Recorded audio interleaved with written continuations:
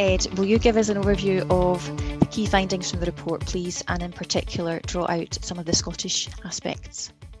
Of course. I'm hoping you can hear me and see some slides. Yep, thumbs up from Angela. Good afternoon, everyone. It is great to be here. So what's the state of the state? Well, it's a question we ask ourselves every year at Deloitte, along with our think tank partners, Reform. And what we put together tries to answer that in the form of our report that we publish every autumn. What we try and do is very much an evidence-based piece of work. It brings together two forms of primary research. On the quantitative side, we commission Ipsos Mori to survey the public, and this year we've had a really upgraded sample size for that survey. And on the qualitative side, we interview 40 to 50 public sector leaders on what's keeping them awake at night. And I think that gives us a really colourful, human, nuanced view of what's happening across the UK public sector. Our aim with the report is really to provide an evidence base for conversations exactly like the one we're having this afternoon. Now, there's a lot in the report, but I thought I would restrain myself this afternoon to just 8 takeaways as they relate to Scotland. And the first takeaway is this. The Scottish public are expecting higher government spending on the horizon, but support for that is actually quite mixed. Here's the data behind it. So we asked the public, what do you think will happen to the balance between tax and spending as we come out of this dreadful pandemic? Here's the results. You can see 48% of the Scottish public think we will see higher levels of public spending as well as higher levels of tax or borrowing to pay for it. 16% think we'll have about the same level, 13% lower. And that's broadly in line with the rest of the UK. So almost half the Scottish public thinking we will see higher levels of public spending. The next question we asked is, what should that balance be? What's your preference? And here are the results. And you can see 37% of the Scottish public want to see those higher levels of public spending, 28% the same, 17% less than a fifth want to see lower public spending and lower taxes to match. So the majority of the Scottish public want to see the same level or higher levels of public spending. But that's actually more muted support for greater spending than we've seen in previous years. Normally, we see about 6 in 10 of the public, about 60%, want to see higher levels of public spending, more extensive public services, and are willing to look at higher taxes to fund it. Takeaway number 2 is that more than half of the Scottish public back a green economic recovery.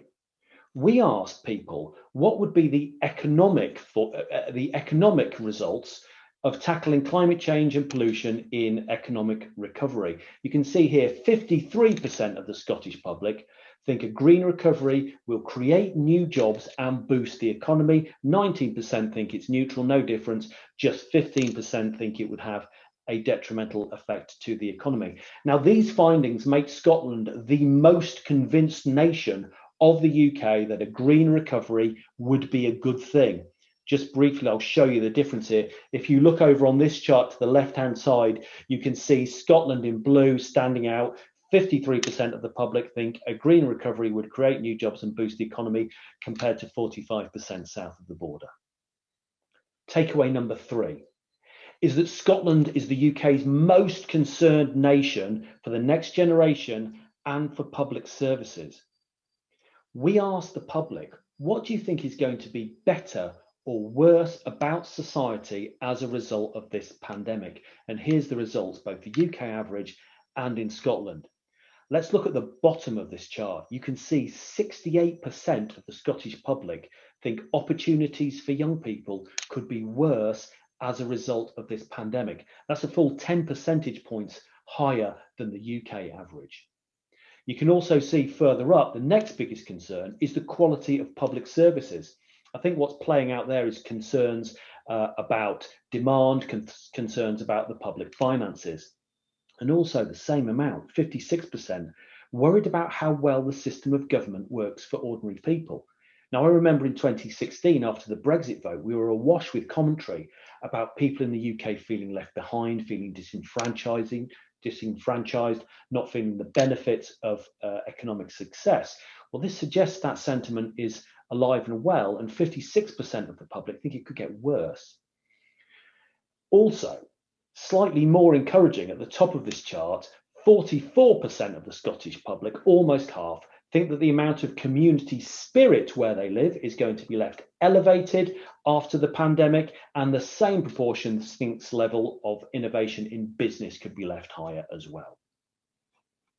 Takeaway number 4 is that satisfaction is pretty buoyant for public services in Scotland. This chart shows levels of satisfaction and dissatisfaction over a range of criteria in local services, the local economy, local infrastructure. And you can see these are pretty high levels of satisfaction. 69% satisfied with hospitals and healthcare, 62% of the public satisfied with the quality of the local environment, 61% satisfied with levels of safety from crime. And you can see where the green lines are of the UK average and where it differs significantly from the Scottish results. People in Scotland are significantly more likely to be satisfied with their local environment, safety from crime, and universities. However, it's worth pointing out on the bottom here, 36% of the public in Scotland are worried about jobs. They are dissatisfied with local job opportunities. That is higher, in fact, than the UK average. Takeaway number 5 is that healthcare, social care, and jobs are the Scottish public's 3 priorities for investment. Now, in our survey, we said to people, if you had 100 points to spend across the local economy, local infrastructure, local services to drive improvement, how would you spend those 100 points? The blue is the Scottish figures, green UK average. And you can see most people in Scotland would weight their investment towards hospitals and healthcare, towards social care, towards driving and stimulating job opportunities.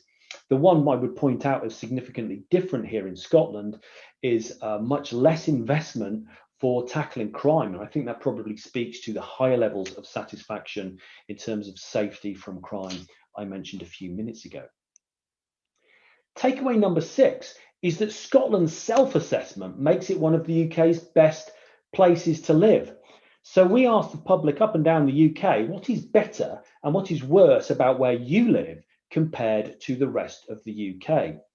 So if you look at this chart, you can see, well, look at the top 3 rows. I mean, those are the 3 most northern regions of England. And you can see that there's lots of blue, no green. So there's a number of factors that people in those regions think are worse about where they live, but nothing actually better. But let's look at Scotland, second from bottom. Of 14 factors, 14 points of criteria here, 7 of them the Scottish public think is better in Scotland than anywhere else in the UK, than other parts of the UK. Better health, social care, safety from crime, housing, better schools, better quality of the local environment, better higher education. The Scottish public do think that Scotland is worse across a few measures: job opportunities, internet access, and transport links to the rest of the UK.